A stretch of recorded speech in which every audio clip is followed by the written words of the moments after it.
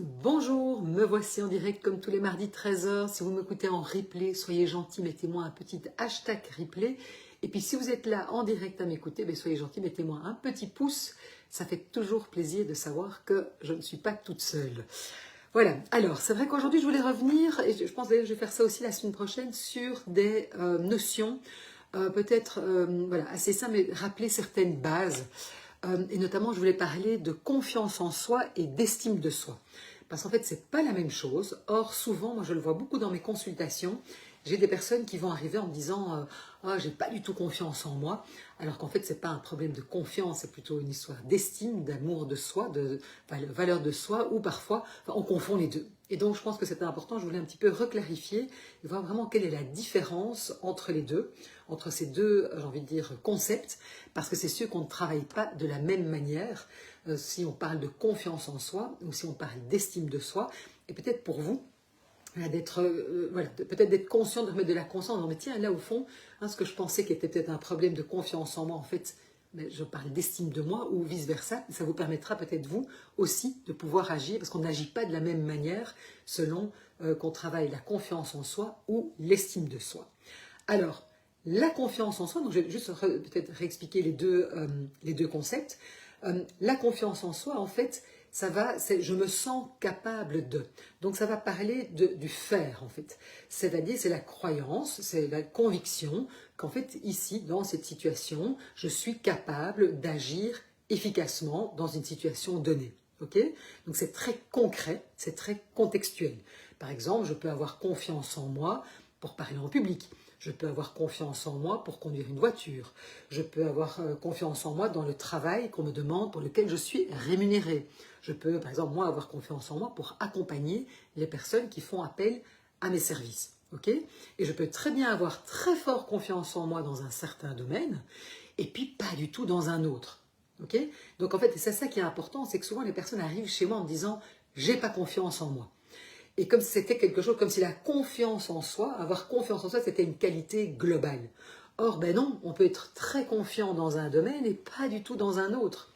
Okay, donc, ce n'est pas quelque chose de global. En plus, c'est quelque chose qui peut se perdre. On peut perdre confiance en soi.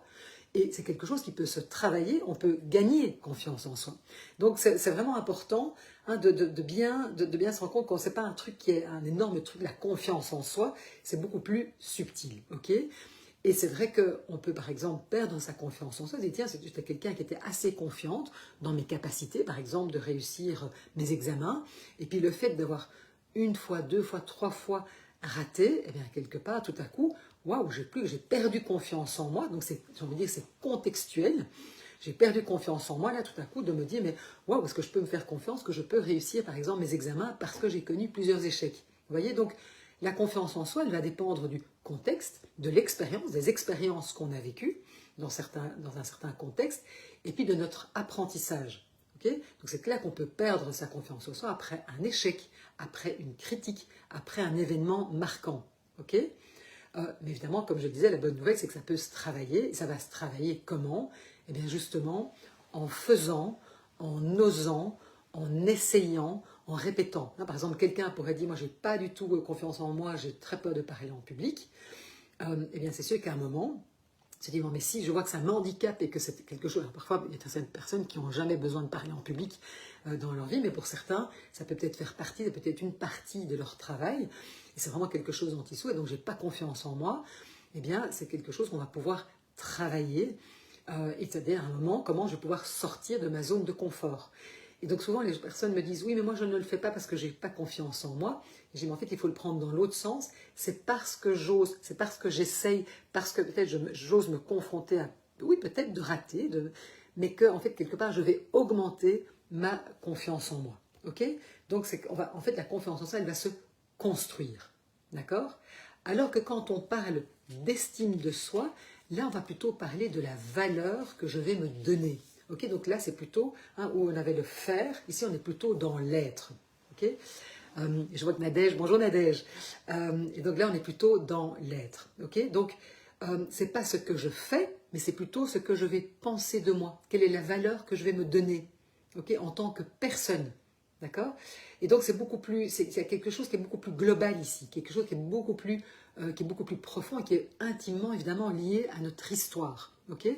Parce que l'estime de soi, moi j'ai aussi envie de dire l'amour de soi, ça va se construire évidemment dans nos relations.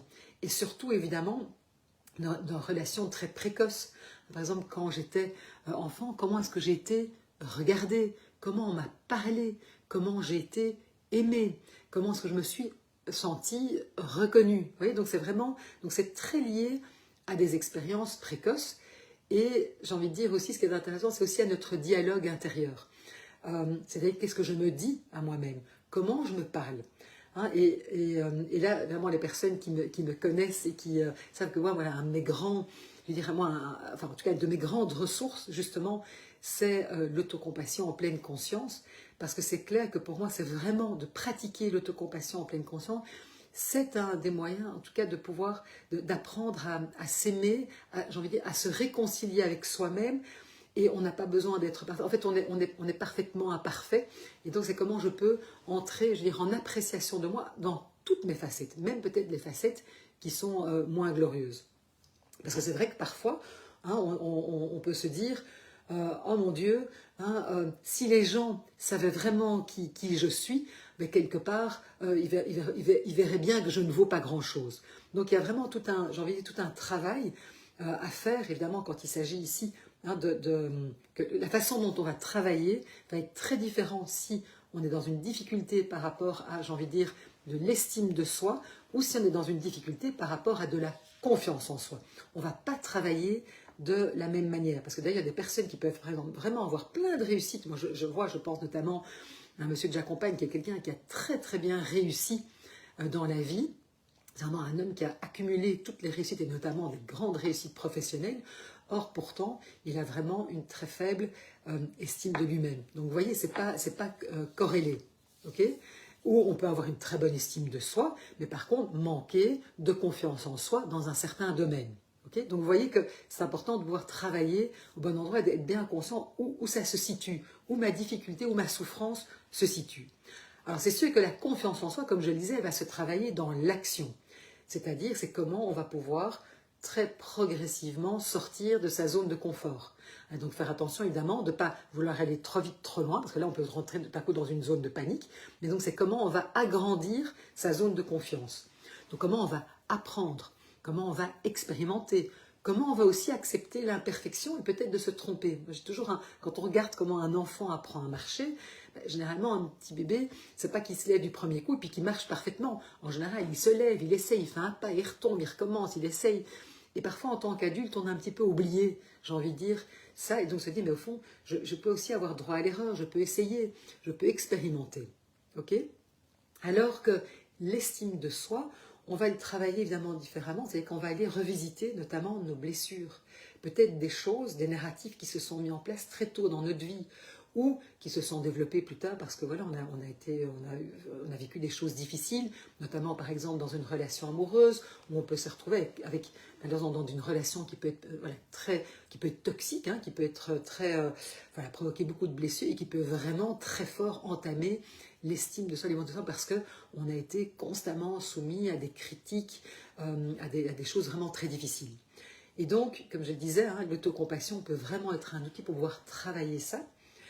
Pouvoir apprendre aussi à se parler avec douceur. Donc c'est vraiment aussi de pouvoir reconnaître nos blessures et de pouvoir entrer en relation autrement aussi avec ces blessures, pour que ces blessures, elles ne guident plus notre vie, mais qu'on puisse en être conscient, parce que je veux dire, une blessure, elle est là, elle ne va pas partir, par contre, on peut rentrer en relation différemment avec. Et donc, hein, l'estime de soi, c'est pas de se dire, je suis la meilleure, je suis on top of the world, c'est pas du tout ça, mais c'est plutôt se dire, j'ai de la valeur, c'est-à-dire que rien que par qui je suis aimable, je suis digne d'être aimée, j'ai de la valeur. J'ai de la valeur même si je suis imparfaite. Ok? Donc ça, c'est vraiment important. Et donc, voilà, c'est un petit peu ça la question aujourd'hui, hein, c'est de se dire, tiens, ici, est-ce que je manque de confiance en moi dans un domaine très précis? Et qu'est-ce que du coup je peux mettre en place? Ou c'est plutôt ma valeur personnelle qui est en jeu? Et donc, c'est pas le même chemin, c'est pas le même travail. On va pas, comme je le disais, on va pas travailler de la même manière. Ok? Et donc, moi, j'aurais envie de vous poser peut-être deux questions. C'est, tiens, dans quel domaine de votre vie vous vous sentez compétente, mais pas forcément légitime? Hein, donc ça va permettre peut-être de pouvoir mettre en lumière un décalage entre la confiance en soi et l'estime de soi. Donc réfléchissez. Et puis quand, j'ai envie de dire, voilà, quand quelque chose ne fonctionne pas, est-ce que tout de suite vous remettez en cause vos compétences ou vous remettez en cause votre valeur? Hein, parce que là, de nouveau, c'est important parce qu'on touche évidemment l'estime de soi et la confiance en soi. Voilà, je vous laisse avec ça aujourd'hui. Réfléchissez et je serais vraiment curieuse de lire vos commentaires et de voir peut-être ce que vous avez découvert sur vous. Hein, et peut-être que, voilà, est-ce que ça vous a aidé que je clarifie ces deux notions. Voilà, écoutez, je vous souhaite une très belle après-midi et je vous dis à la semaine prochaine. Là, on va parler d'un autre concept, mais je pense qu'il est important parce que je le vois aussi, beaucoup on va parler de valeurs et de besoins. Très bel après-midi et à la semaine prochaine.